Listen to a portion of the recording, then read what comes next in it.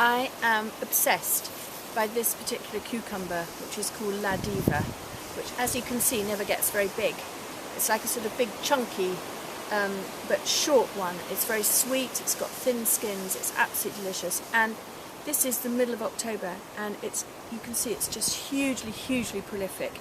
You will get 20 or 30 cucumbers per plant. You really will. It's just so worthwhile. So just to talk you through the year, you start by sowing cucumber seeds always straight down, not laid flat, because it's a big seed and it rots off quite easily. And I tend to do them into their own individual pot, or perhaps in a jiffy, a coir jiffy.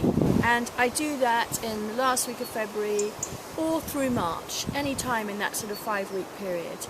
And they germinate and they put out these huge big leaves. I mean, you can see what big leaves they have, which means on the whole that something's going to grow very quickly. So you mustn't let it get pot bound. So you want to pot it on once into perhaps a little 9cm pot like that, and then probably pot it on again to a bigger pot like that, and then you can plant them in the garden. And that's the beauty of this variety, La Diva. As well as being extremely tasty, it's also really good growing outside. I don't like growing cucumbers in the greenhouse because they tend to draw in whitefly to my tomatoes. So I want to keep my tomatoes and my cucumbers separate, which is why this one is outside. And it grows, as you can see, right up to the top of this 7-foot frame.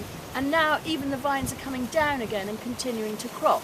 So you can see here, middle of October, but it's still producing little mini cucumbers. And so I need to make a big batch of cucumber pickle with these, because otherwise we're just not going to get to eat them, because they will get frosted in the next 2 to 3 weeks.